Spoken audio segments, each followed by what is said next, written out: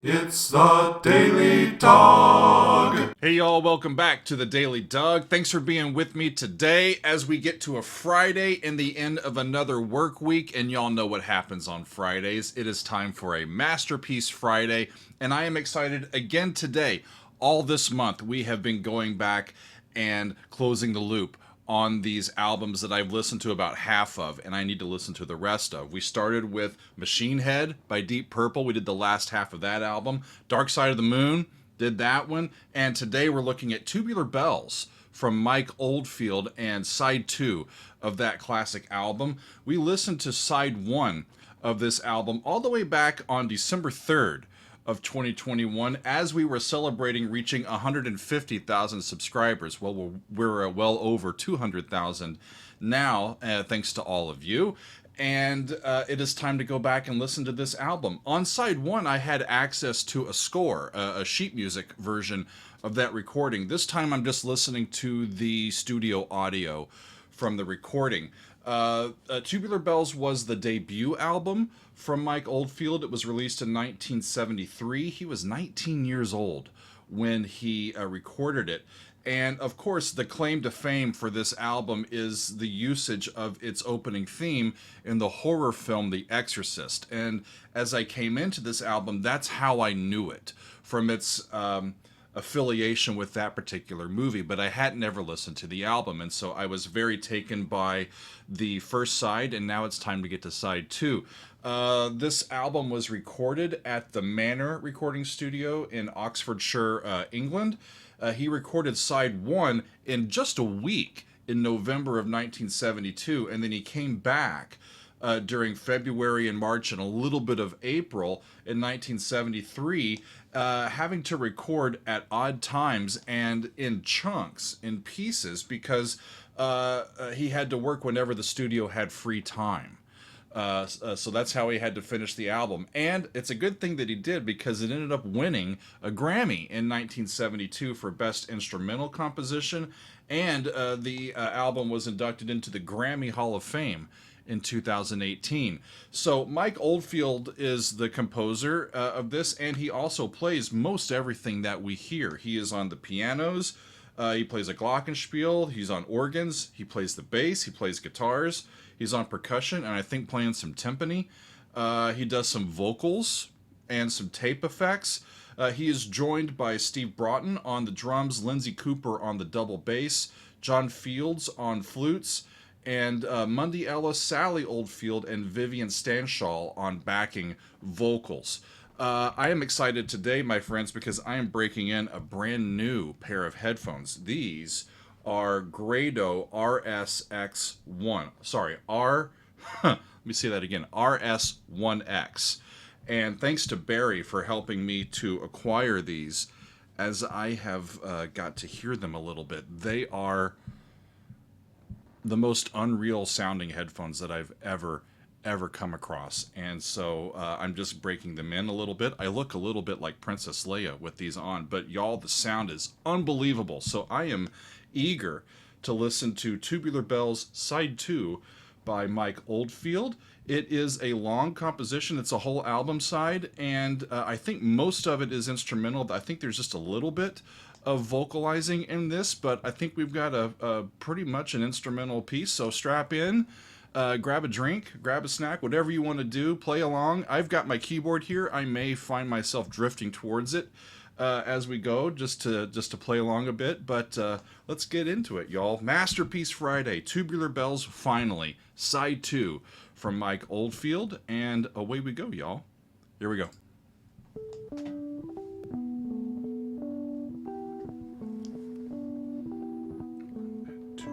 3 and 1 and 2 and 3 and 1 and 2 and 3 and 1. Interesting little 3/4.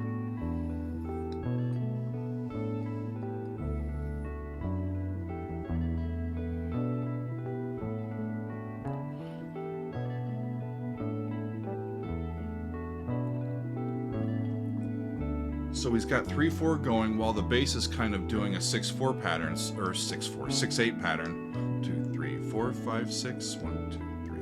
Or 1 and 2 and 3 and 1 and 2 and 3 and 1.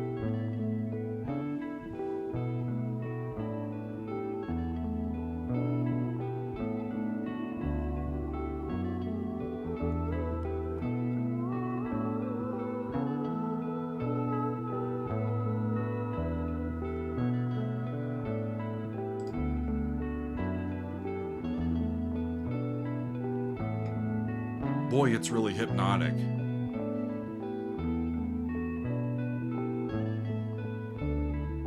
It sounds like he's just using the notes from...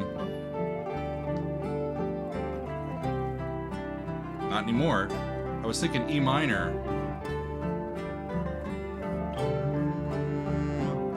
Bum, that's a C.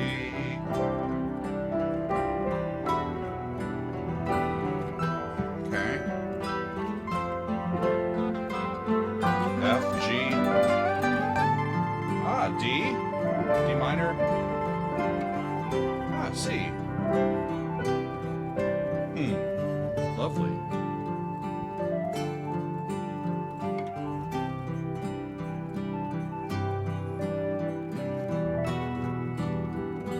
That's where he flips back into the E minor, goes up to F, goes up to G, which is 5 to C, but it resolves to D minor first before it resolves to C.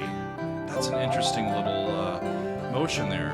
Back up to D, down to C. Does he do that again, I wonder? E minor. F. D minor.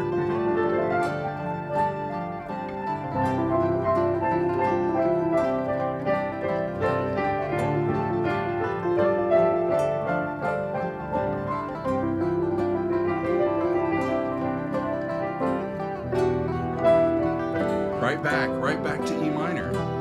So that's the progression. That's the overall thing that he's repeating. That's the pattern that's repeating.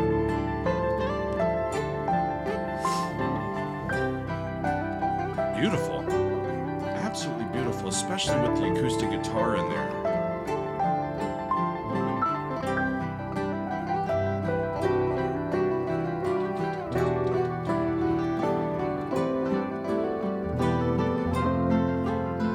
F, G,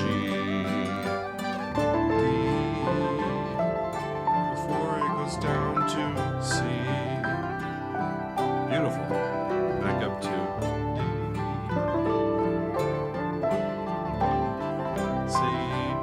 if it re-racks again, up to the 3 chord, E minor.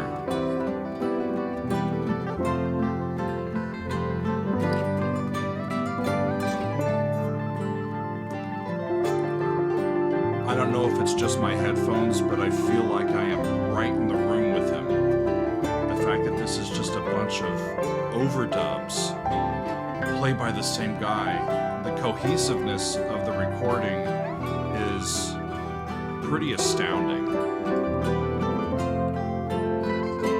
Especially when you consider that it was recorded in 72 and 73. But all of the great albums that I've heard from that time period all sound great, so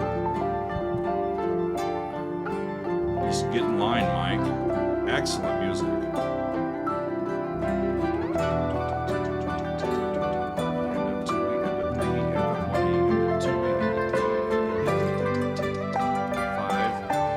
Resolves to 2 first to settle the landing, almost to soften the landing from 5 to 1.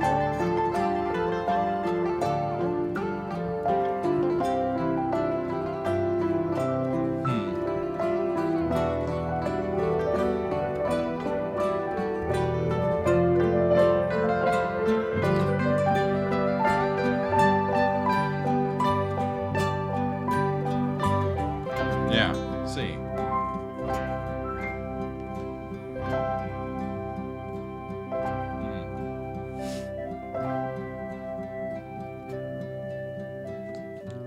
New section. Tempo changes ever so slightly.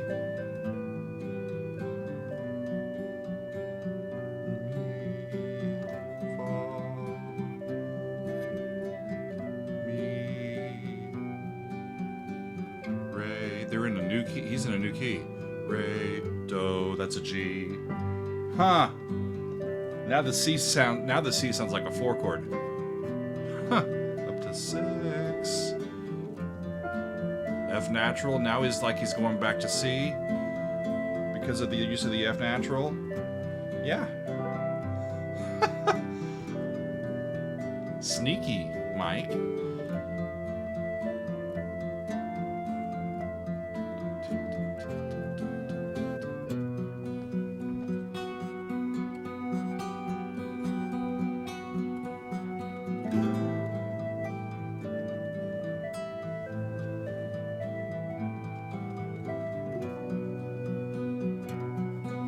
Simple little flute line.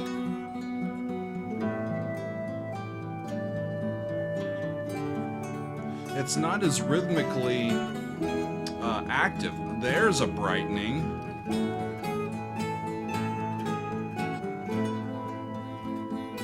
Darkens a bit back to where it was. Wow, that's beautiful. It's not as rhythmically active and syncopated, at least in the foreground texture, as I remember the first side being.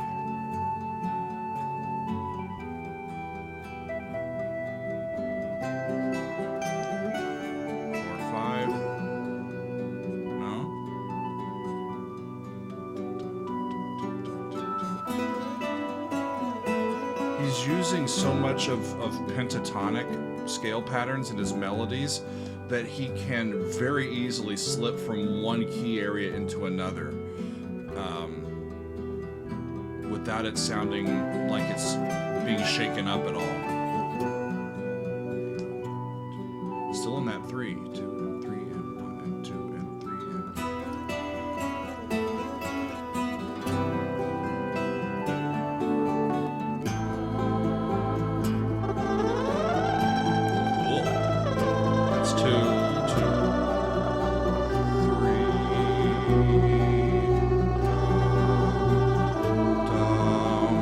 Back in G, that's the 2-chorded G and A chord. Except he goes to an inversion. Voices are back in.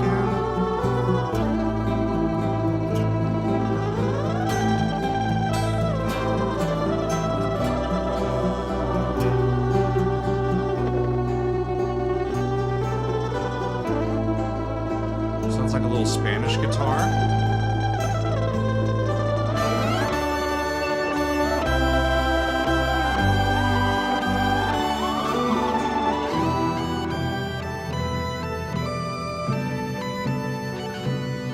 Sitting in G, but I don't know if he's going to stay there. That's the E minor chord.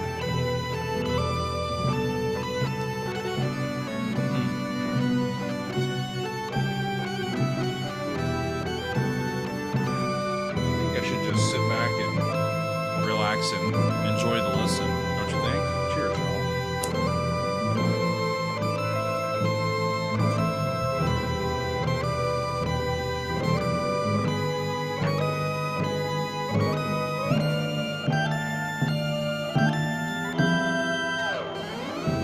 What the hell happened there?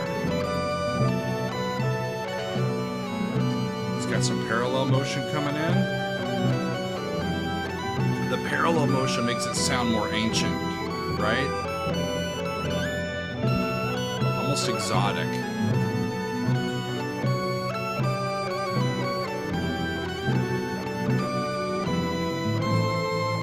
Sounds like a 4-chord.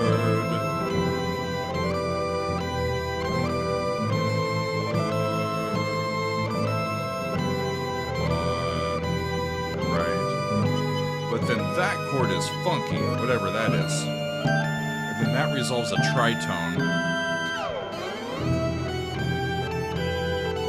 Where are you going, Mike? He's got that.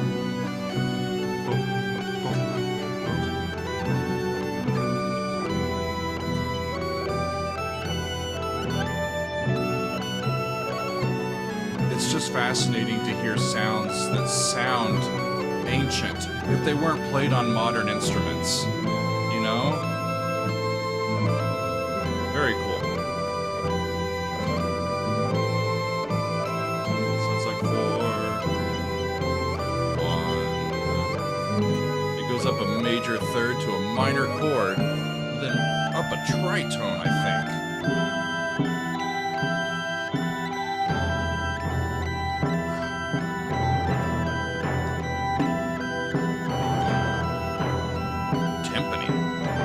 I love playing around with kettle drums, y'all. They're so much fun to play with.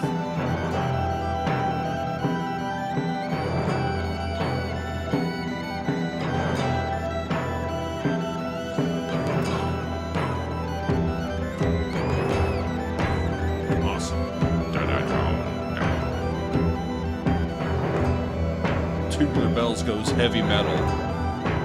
They are heavy metal. But is it heavy metal? What the hell? And now we're getting to listen in on a Klingon conversation.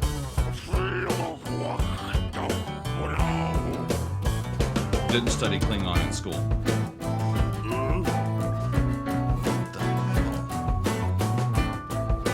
The music gets more rhythmic. We got the trap set in there now. We haven't heard that yet.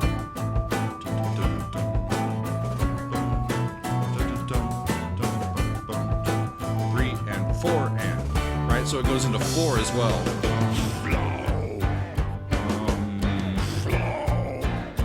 Minor third. Wow, and what are those sounds? This is the. Hang on a second. Hang on a sec. Okay. I remember this from my read-in. I found a spot where it says this is a section about, and they referenced Piltdown Man noises. And so I didn't know what the Piltdown Man was, so I looked it up. This was an archaeological fraud. Apparently there were some fossilized remains, human remains, that were presented as this missing link in the evolutionary evidence that linked modern humans to apes. And there were alterations that they found some, like, I think decades later, in the teeth and the jawbone and even some of the stuff that they had done to the skull. And it got outed as a hoax, I think in the 50s. And so by the early 70s here, apparently for this section, Mike was intoxicated, and the vocal performance was his, and he apparently screamed it like really in a aggressive way, and it was taped at a fast speed, so when they play it back at a normal speed, we get this drop in pitch and the voice effects as we're hearing it now with this effect on the album. That's interesting, y'all. I'm going to see where this goes and see if I can remember any of my Klingon. All right, here we go.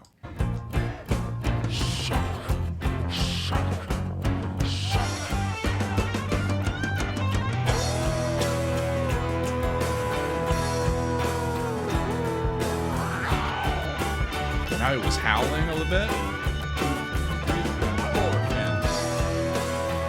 That's up a full step. 5,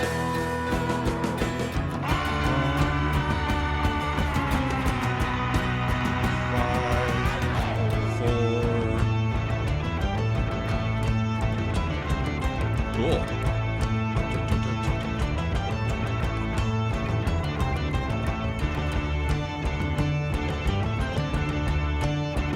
Back and forth usage of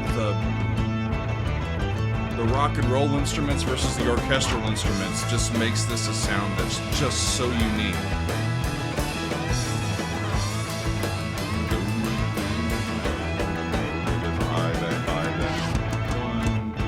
Pretty sure that's an A.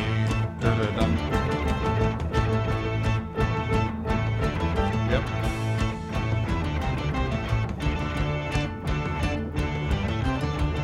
Up to a 4. To the 1. Dum, dum, dum, dum. To the 5.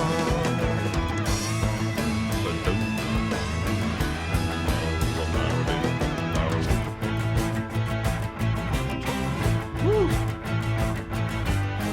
Alright. May-do. Yeah, you got it.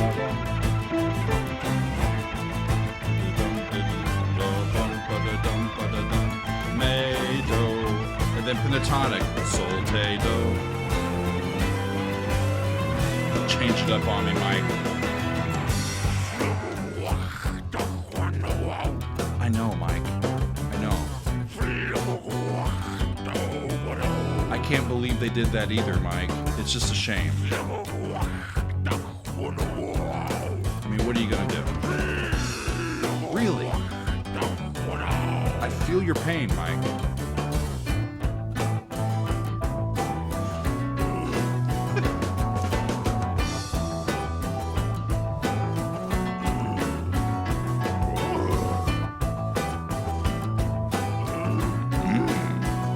It's almost Yoda.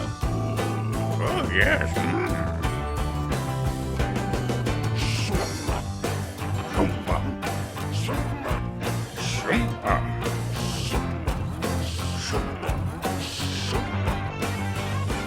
I'm learning. Up to the minor 3, down to F, F sharp, G. This is so playful. I don't think I'm gonna howl. Woo. Down by half steps. Down by half step again.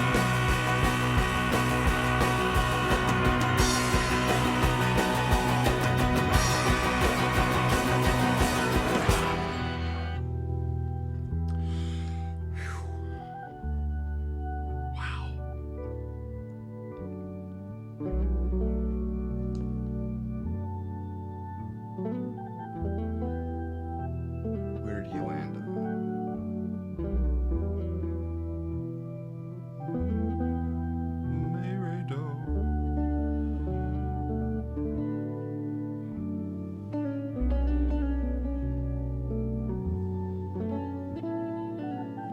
Yeah.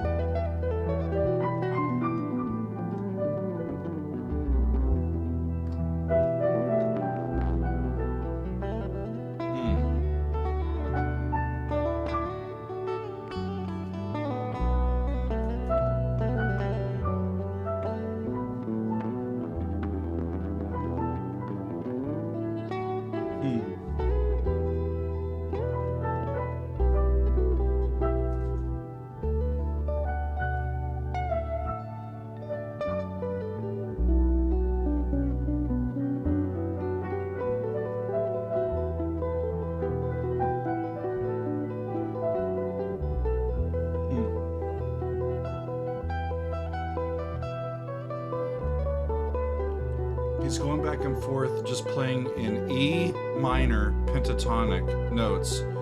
E minor, D major, and B minor are the 3 chords that he's going through. There's the D, there's the E.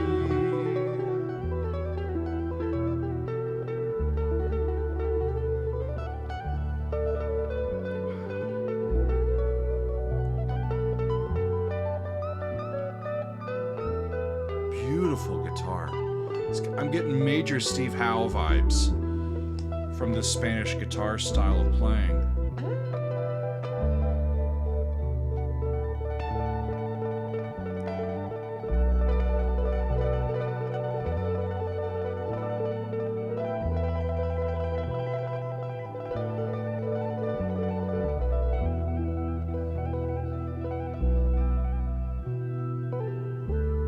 So cleanly mixed too and put together. It really is breathtaking.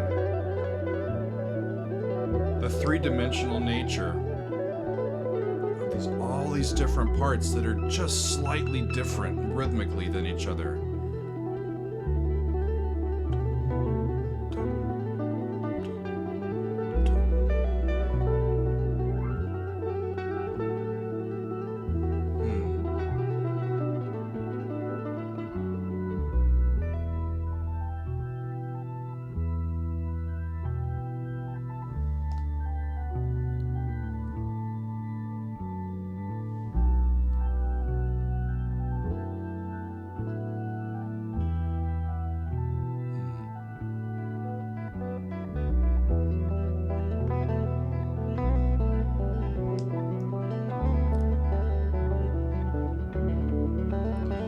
there's solos. What you hear in the guitar, it's an open solo section for the guitars to fill in, but it's not like melodic,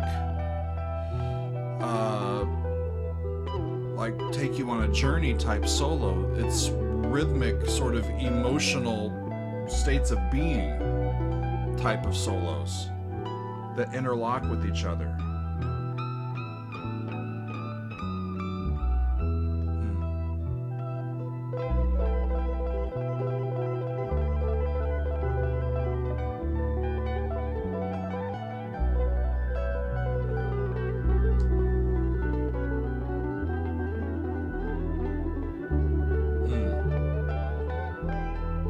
Beautiful.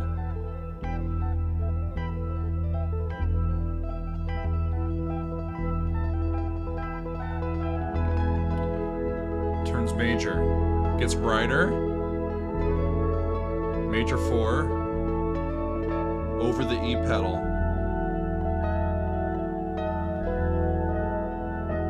B over the E pedal, then a resolution. That's lovely. Listen to that. That sounds like Yes to me with Steve Howe.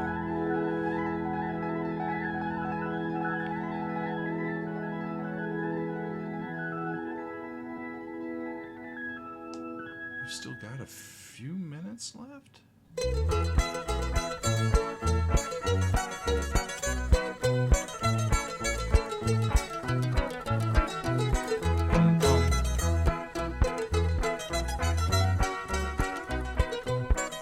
Really? At the end of the whole album, they're gonna do this hornpipe?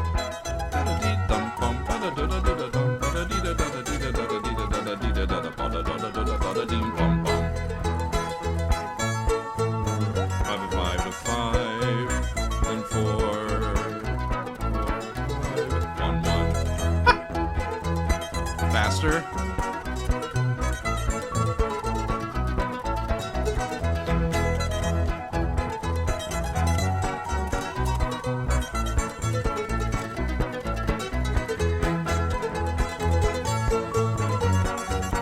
Why?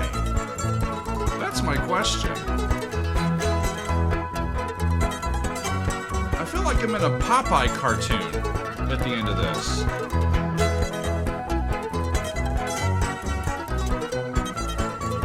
How's it gonna end? Bum, bum. Bum, bum, bum, bum, bum. Faster yet?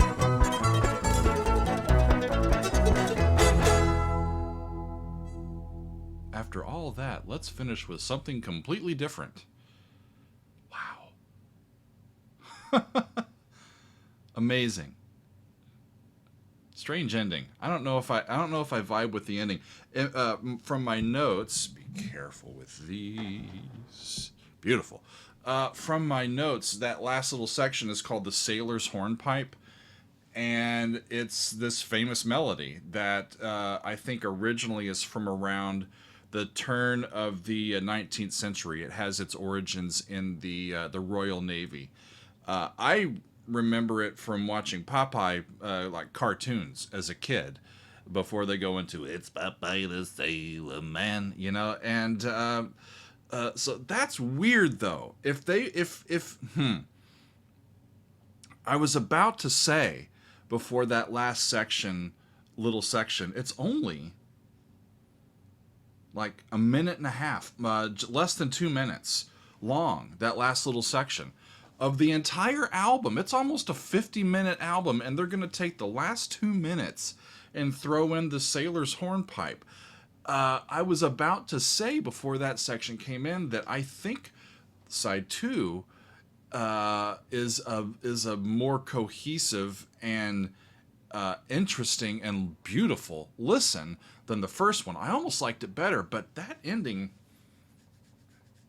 has my brain going, right? It's just, that's an interesting thing to do. I can understand from a compositional standpoint bringing something that you've done at the beginning or earlier in the piece back if he would have ended with a recollective quote of the opening theme, that would have been, I think, more musically interesting than ending with the sailor's hornpipe. I don't mind wanting to put in a coda, especially with a piece that's that long. But typically with codas, it's built on stuff that we've already heard in the piece.